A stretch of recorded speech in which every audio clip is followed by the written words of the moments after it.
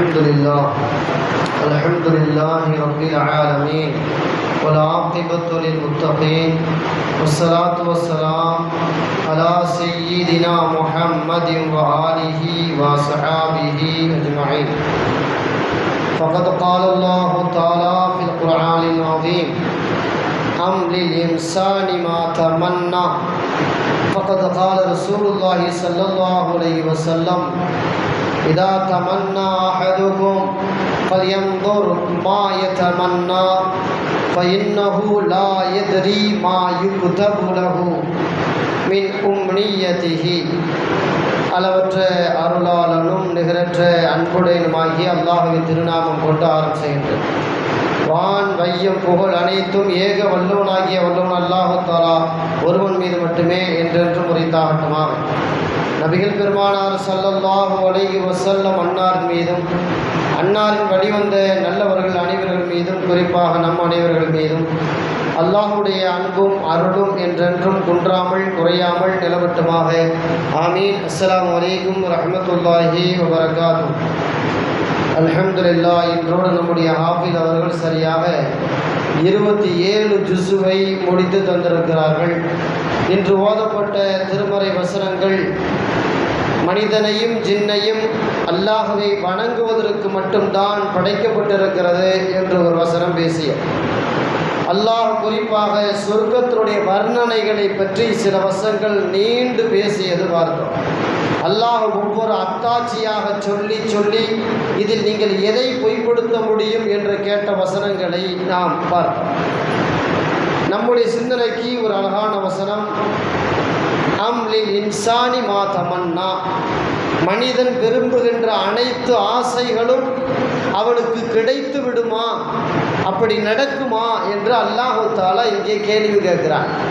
அதாவது நினைத்தது எல்லாம் எந்த மனிதனுக்கும் கிடைப்பதில்லை.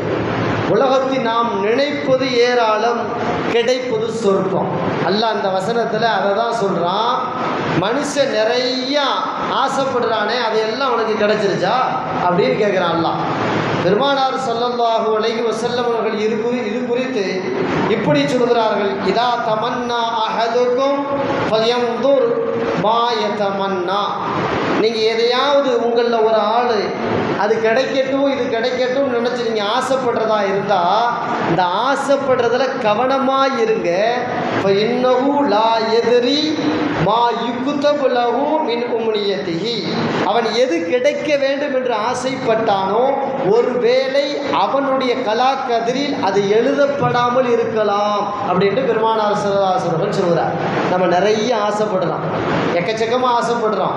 காலையில் கண்ணு விழிச்சதுலேருந்து மீண்டும் படுக்க போகிற வரைக்கும் நமக்கு பார்க்குற அழகானது எல்லாம் நமக்கு சொந்தமாக இருக்கணும்னு நாம் நினைக்கிறோம். எல்லாத்தையுமே, காசு பணமாக இருக்கட்டும், நகை நட்டாக இருக்கட்டும், காரு பங்களாவாக இருக்கட்டும், வாசல் வீதியாக இதுவாக இருக்கட்டும், அழகிய பெண்ணா, அழகிய மாப்பிள்ளையா, அழகிய ஆண்மகனா, யாராக இருந்தாலும் எதுவாக இருந்தாலும் அழகாக இருக்கா, இது எனக்காக இருந்தால் நல்லா இருக்குமே அப்படின்னு எல்லாத்துக்கும் அப்படி ஒரு ஆசை தான். ஆனால் அந்த ஆசை எல்லாம் உங்களுக்கு பூர்த்தி ஆயிருமான்னு கேட்குறான் அல்லாஹ். அப்படி பூர்த்தி ஆகாதுங்கிறான். நபிமார்கள் ஆசைப்பட்டதை கூட அல்லாஹ் முழுசாக பூர்த்தி பண்ணி தரலைங்கிற போது நம்ம அற்ப மனிதன் ஆசைப்படுறதெல்லாம் கிடைச்சிருமா? உலகத்திலேயே அல்லாஹ்வுக்கு ரொம்ப பிடித்த மனிதர் யாருங்க? முஹம்மது ஸல்லல்லாஹு அலைஹி வஸல்லம் இல்லையா? நபி அவர்கள் நிறைய ஆசைப்பட்டாங்க, ஆனால் கிடைத்தது எல்லாம் அவ்வளவும் கிடைச்சிச்சான்னு கேட்டால் இல்லைன்னு தான் பதில். பெருமானார் ஸல்லல்லாஹு அலைஹி வஸல்லம் அவர்கள் மக்காவை ரொம்ப நேசித்தாங்க, கஅபாவில் தொழுகிறது ரொம்ப நேசித்தாங்க. ஆனால் அந்த நபிக்கு வந்த சோதனை என்ன தெரியுங்களா? கிட்டத்தட்ட வயசு 53 ஆகும் பொழுது மக்காவாசிகளே ரசூலுல்லாஹை விரட்டி விடுற நிலைக்கு ஆகிப்போச்சு.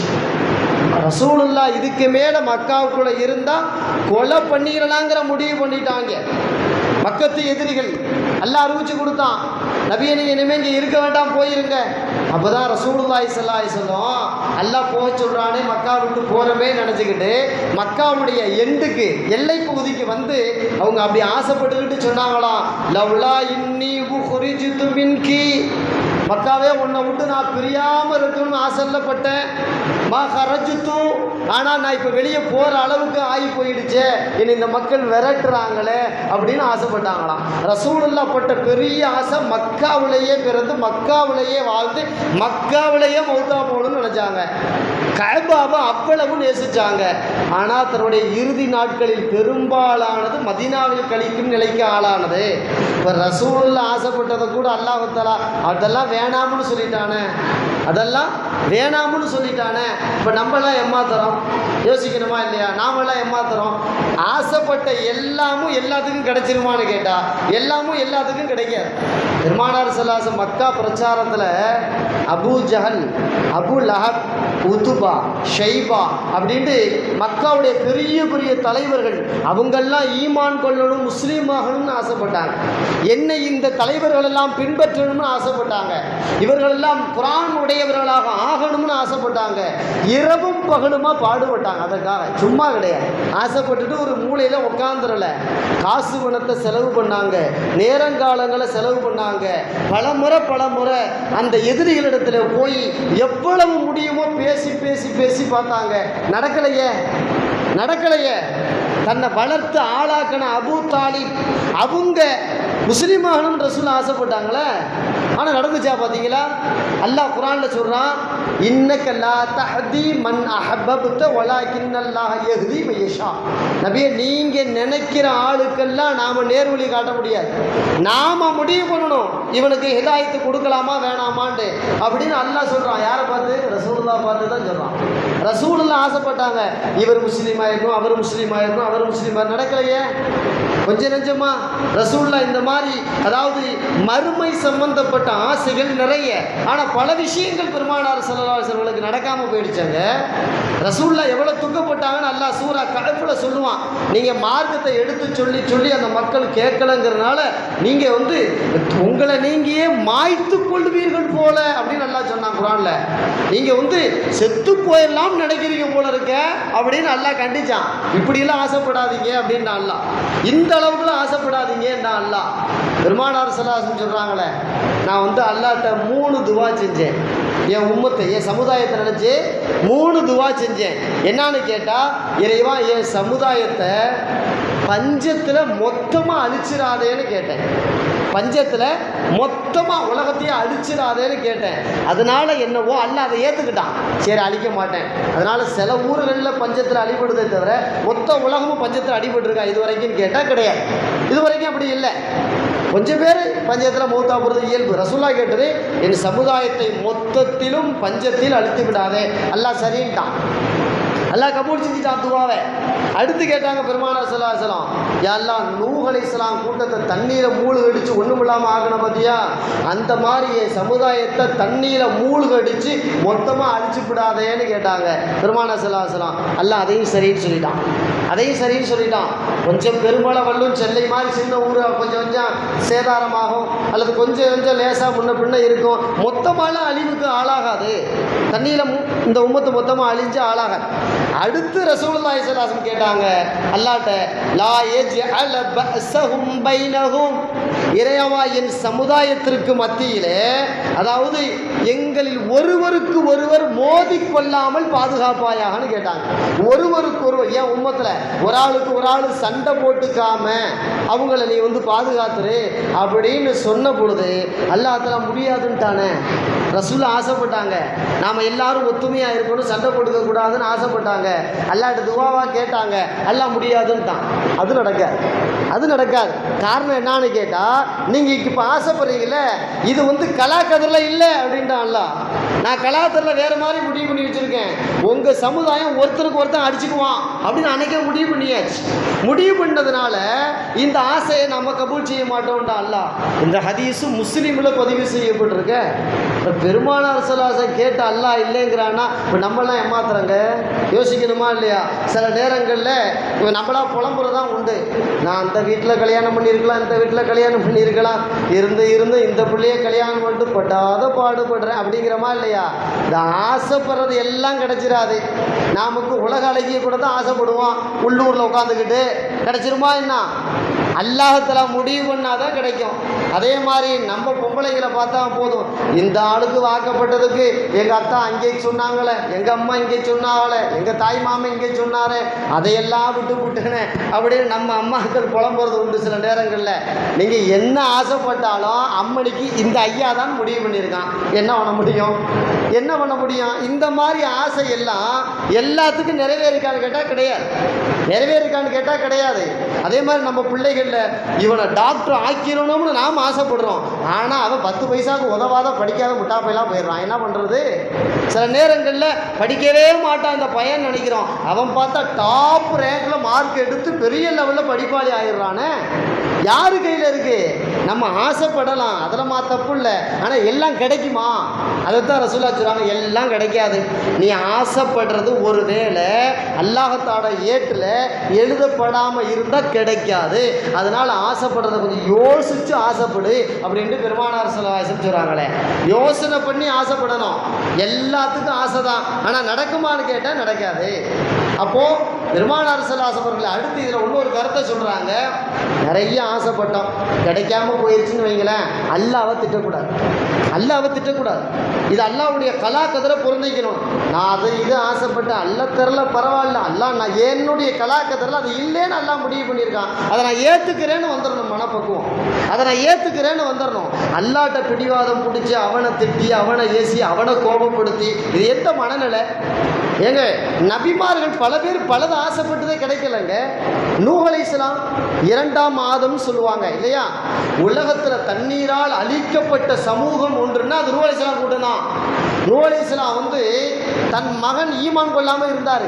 பெத்த தகப்பனை அவர் இறை தூதராக ஏற்றுக்கலை. எவ்வளவோ சொல்லி பார்த்தாங்க, டே அப்பா நான் இறை தூதரா, அல்லாவை தான் நீ தொழுகணும் வணங்கணும், மற்றபடி கற்கள் எல்லாம் வணங்கக்கூடாது, என்னை ஏற்றுக்கோ, என்னை பின்பற்று, ஒரு பெரிய அழிவு உலகம் சந்திக்க போகுது, என்னையை பிடிச்சிக்கிட்டேன்னா அந்த அழிவுலேருந்து நீ தப்பிச்சிடலாம், இல்லைன்னா நீனும் மாட்டிக்கிற. எவ்வளவோ சொல்லி பார்த்தாங்களே. அவன் மகன் கேட்கலையே. கேட்கணுன்னா பெரும் வெள்ளம் வருது. வெள்ளம் வந்தாலும் மகனை கூப்பிட்டாங்க, மகனே வெள்ளம் வர ஆரம்பிச்சிருச்சு, நான் கப்பல் கட்டி இருக்கிறேன், இந்த கப்பலுக்குள்ளே நீ ஏறிக்க, தப்பிச்சிடலாம் அப்படின்னு சொல்லும்பொழுது அவர் சொன்னார், கப்பலுக்குள்ளே ஏற முடியாது, உங்களை ஏற்றுக்க முடியாது, பெரிய மலை அங்கே இருக்கிற மலைக்கு உச்சியில் ஏறிக்குவேன், வெள்ளம் என்னை ஒன்றும் செய்யாதுன்றார். தண்ணி வருது, தண்ணி வருது, அந்த மலையை நெருங்க போகுது. நூஹ் அலைஹிஸ்ஸலாம் அல்லாஹ்ட்ட கேட்டாங்களே, இறைவா என் குடும்பத்தை நீ காப்பாத்துறேன்னு வாக்கு கொடுத்தியே, என் மகன் அழியல்ல போகிறான், அவனை காப்பாற்றி கொடுன்னு கேட்டாங்க. அல்லாஹ்தாலா சொன்னான், நூஹே உன்னை ஈமான் கொண்டவர்கள் தான் உன் குடும்பத்தார், அவர்களை காப்பாற்றுவேன் என்பதுதான் என் வாக்கு. உங்கள் மகனே உங்களை மறுத்தாலும் அவன் உன் குடும்பத்தை சார்ந்தவன் அல்ல, அவனை பற்றி கவலைப்படாத, விட்டுரு, ஏன் ஆசைப்படுற? அவன் காஃபிர் போய, அல்லாஹ்வை மறுக்கிறவன், என்ன மறுக்கிறவன், அவன் ஒளிஞ்சு போகட்டுமே விடுண்டானே அல்லாஹ்தாலா. அதே மாதிரி நூஹ் அலைஹிஸ்ஸலாம் ஆசை நிறைவேறிச்சா? எங்க நபிமார்கள் ஆசைப்பட்டதே நடக்காத போது நாம் ஆசைப்பட்டதெல்லாம் நடக்கணும்னு பிடிவாதம் பண்ணிக்கிட்டு அல்லாஹ்வை திட்டிக்கிட்டு, நான் எவ்வளவோ கேட்டேங்க, அல்லாஹ் என்னத்தை தந்தான், நான் ஏன் அவனை தொழுகணும், நான் ஏன் அவனுக்கு நோன்பு வைக்கணும், நான் ஏன் ஏழைகளுக்கு தான தர்மம் கொடுக்கணும், நான் சம்பாரிச்சது நான் வச்சுக்குவேன், அல்லாஹ் சொன்னால் செஞ்சிட முடியுமா அப்படின்னு சவுடால் பேசுகிற ஆளு நம்மள இருக்கானே. யோசிக்கணுமா இல்லையா? அல்லாஹ்வை நான் எவ்வளவோ கேட்டேன், அது தரலையே, இது தரலையே, ஆமாம் அவன் இவனுக்கெல்லாம் கொடுத்துருக்குறானே அப்படின்ட்டு தொழுக வணக்கமாக இருந்தாலும் தொழுகை விட்டுட்டு போகிறதெல்லாம் பார்க்குறோமே. கேட்டதெல்லாம் கிடைக்கல, கேட்டதெல்லாம் கிடைக்கல அப்படின்ட்டு. இப்போ நபிமார்கள் கேட்டதெல்லாம் கிடைச்சிருச்சா? அல்லாஹ்வுக்கு ரொம்ப நெருக்கமானவங்க உமர் ரலியல்லாஹு தஆலா அன்ஹு அவங்க இப்படியே சொல்கிறாங்க ஒரு வார்த்தை. நஜ்ரான் தேசத்திலிருந்து கிறிஸ்தவர்கள் வந்தாங்க, ரசூலுல்லாஹ்ட்ட வாக்குவாதம் பண்ணுறதுக்கு வந்தாங்க. ரசூலுல்லாஹ்ட்ட வாக்குவாதம் பண்ண முடியல. அப்போது அந்த நஜ்ரான் மக்கள் சொன்னாங்க, முஹம்மத் நீங்கள் உங்கள் மார்க்கத்தில் இருங்க, நாங்கள் எங்கள் மார்க்கத்தில் இருந்திருக்கிறோம், எங்களுக்குள்ள பிரச்சனை ஏதாவது வந்துச்சுன்னா தீர்ப்பு கொடுக்குற அழகான ஒரு நீதிபதியை நீங்களே செலக்ட் பண்ணி தாங்க, நாங்கள் அவரை நீதிபதியாக ஏற்றுக்கிறோம், உங்களுக்கு நமக்குமான ஒரு சுமூக உறவு வச்சுக்குவோம் அப்படின்னு சொன்ன உடனே, சரி அப்படியா மாலை வாங்க. இவங்க காலையில் இதை கேட்குறாங்க, முஸ்லீம்களில் ஒரு நீதிபதி எங்களுக்கு தாங்க, எங்களுக்குள்ள அப்பப்போ பிரச்சனை வருது, பொருளாதார ரீதியாக சரியான தீர்ப்பு செய்யக்கூடிய ஒரு ஆள் இருக்கட்டும்னு கேட்ட பொழுது, சரி உங்களுக்கு நல்ல ஒரு ஆளை அனுப்புகிறேன், போயிட்டு வாங்க, சாயந்தரம் வாங்கன்னு சொல்லிட்டான். சாயந்தரம் வாங்கன்னு சொன்ன உடனே சஹாபாக்களுக்கு மத்தியில் இதை சொல்கிறாங்க. உமர் ரலியல்லாஹு சொல்கிறாங்க, அந்த அனுப்புகிற ஆள் நானாக இருக்கணும்னு ஆசைப்பட்டேன். எந்த அளவுன்னு கேட்டால் நுகர் தொழுகைக்கு முன்னாடியே வந்துட்டேன். முன்னாடியே வந்து ரசூல்லா இங்கிட்டு திரும்பும் பொழுது அப்படி தலையை தூக்கி தூக்கி என் முகத்தை அவங்கள்ட்ட காட்டிக்கிட்டே இருந்தேன். என்னன்னு கேட்டால், அந்த செலக்ட் பண்ண போகிறாங்களா நீதிபதி, அந்த நீதிபதி நானாக இருக்கணும்னு ஆசைப்பட்டு ரசூலுல்லாஹ் மூஞ்சிக்கு நேரம் என் மூஞ்சியை காட்டிக்கிட்டே இருந்தேன். ஒன்றும் நடக்கலை. முரளி சொல்கிறாங்க, ஒன்றும் நடக்கலை. பக்கத்தில் ஒருத்தர் அமைதியாக ஒருத்தர் இருந்தார். யார்? அதாவது அபூ உபைதா இப்னு ஜர்ராஹ் ரலியல்லாஹு தஆலா அவர் இருந்தார். அவரை கூப்பிட்டாங்க பெருமானார் ஸல்லல்லாஹு அலைஹி வஸல்லம். எப்பா நீ வாப்பா, இந்த மக்களோட நீ போ, அவங்களோட போ. ஃபக்தி பைனஹும், அவங்களுக்கு மத்தியில் பிரச்சனை வந்தால் தீர்ப்பு கொடு. எப்படி தீர்ப்பு செய்யணும்? பில் ஹக் ஃபீமா யக்தலஃபு ஃபீஹி, அவர்களுக்கு மத்தியிலே பிரச்சனை வரும் பொழுது உண்மையை சொல்லி அவர்களுக்கு தீர்ப்பு செய் அப்படின்னு ரசூலுல்லாஹி ஸல்லல்லாஹு அலைஹி வஸல்லம் சொல்லி அனுப்புனான். உமர் ரலியல்லாஹு சொல்கிறாங்க, என் வாழ்க்கையிலேயே பதவிக்கு ஆசைப்பட்ட ஒரே இடம் இதுதான், இதுவும் கிடைக்காம போச்சுன்னா, இதுவும் கிடைக்கலன்றாங்க. ஏங்க உமர் ரலியல்லாஹு எவ்வளோ பெரிய மனிதர், அவர் நினைச்சது, அவர் ஆசைப்பட்டதை கூட அல்லாஹ் நிறைவேற்றி கொடுக்கலங்க. உமர் ரலியல்லாஹு எங்கேயாவது கோவிச்சுக்கிட்டாங்களா? அல்லாஹ் மீது எங்கேயாவது கொஞ்சமாவது வருத்தம் வந்துச்சா? அப்படி எதுவுமே இல்லையே.